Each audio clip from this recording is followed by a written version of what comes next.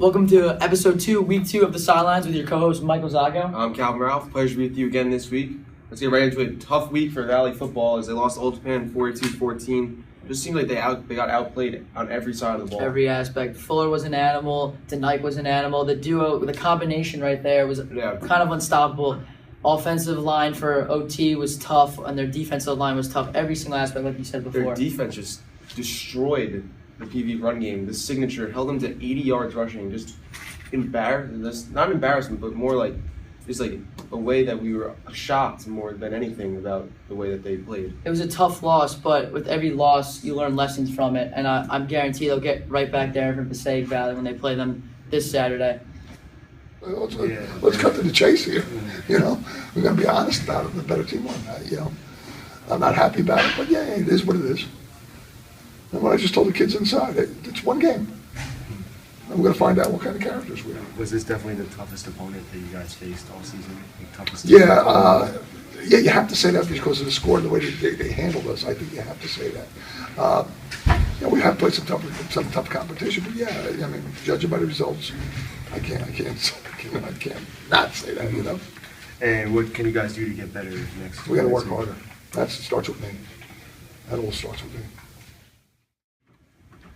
This week's current rankings, you see that Old Japan still holds the number 1 spot, and Valley drops down to 5. Following it, number 2 Riverdale, 3 Mawa, and 4 Ramapo, 5-1. And we're going to play Ramapo 2 the week after on Friday night at the Valley. Not this week, the weekend after we play Ramapo, and it should be a huge game. Another tough matchup. Both teams, a lot of points on the line, a lot of power points, and state rankings on the line in that one.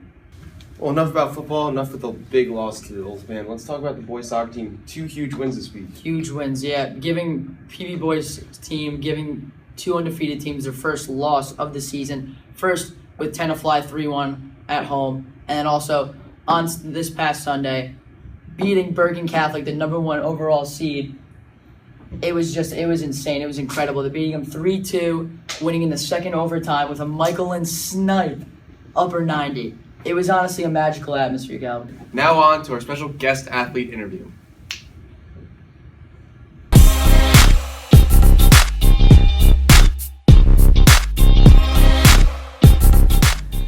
We're here with goalkeeper 1, Josh Hewlin, or we like to call him Dad/Pop. How you doing today, Josh? Good, how are you? Pleasure to have you, Josh. Pleasure to have you, but I have to ask you a question. How did you mentally prepare for that Bergen Catholic game? Like I do every other game. I usually sit in my room, read, because that's a dad thing to do. I think about, kicking butt. And then I had a little accident actually that morning. You did? My friend set off my fire alarm and a bunch of firemen came to my house. So that kind of threw me off a little bit, but I guess it worked out. That's good. We're aware of your weekend habits. No, like The Weeknd, the artist. I love The Weeknd. I can feel my face when I'm with you. This is true. What was going through your mind when Michael Lynn scored that free kick? I was thinking that was the greatest soccer moment I've ever been a part of. Taking down the top school, that was unreal. You're gonna make me tear up, Josh. I'm gonna make you tear up. And how are you going to approach the semifinal game this Saturday at Indian Hills, 7 o'clock start? I think we gotta approach it the same way we approach Bergen Catholic. I'm a very superstitious person.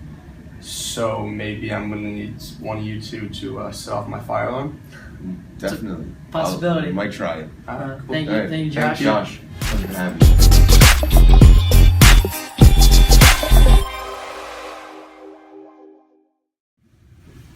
Now let's look ahead to next week's football game against Passaic Valley. Obviously, they're not a good team, 0-6 in the season, so PV should have an easy time with them.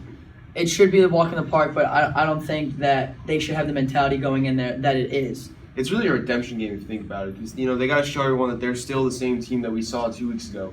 And they are. I just felt like they weren't expecting what was happening on Friday, but I don't want to dwell on Friday. We'll talk about this game. But this game, they should be fine. They should be working well. Everything should be moving together in one piece. So right here we see that Passaic Valley lost to Wayne Hills 41-0, a team that Passaic Valley beat 23-20. So that should give them some confidence. They beat that team, and Wayne Hills crushed that team, so they should definitely crush Passaic To Valley. be honest, I think this is a confidence game. This has to boost their confidence heading into Rampo next and the following. Any wins a confidence win. Yeah, exactly. And now for the moment you've all been waiting for. Let's head to the snake pit with Jake, the Snake Afarius.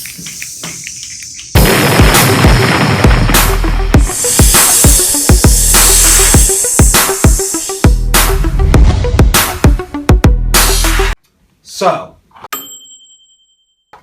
whenever I'm out and I have my nice white hat that has a green PV on it, how come everyone says, "Oh, are you with Passaic Valley?"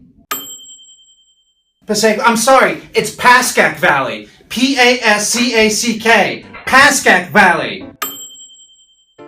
It's not our fault that some other stupid school has green and white colors and is also PV. Pascack Valley, you hear me? Go Indians! Now I'm mad, let's go!